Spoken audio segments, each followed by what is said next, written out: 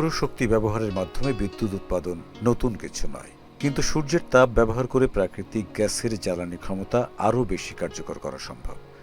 যুক্তরাষ্ট্রের ওয়াশিংটন অঙ্গরাজ্যের রিচল্যান্ডের জ্বালানি অধিদপ্তরের প্যাসিফিক নর্থ ওয়েস্ট ন্যাশনাল ল্যাবরেটরির গবেষকরা বলছেন সম্ভব। এই পদ্ধতিতে প্রাকৃতিক গ্যাসের কার্যকারিতা কমপক্ষে 25% বাড়ানো যাবে।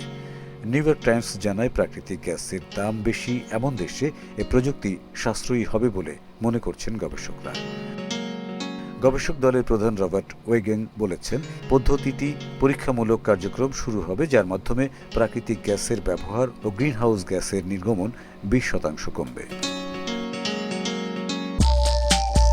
সুখবর প্রতিদিন।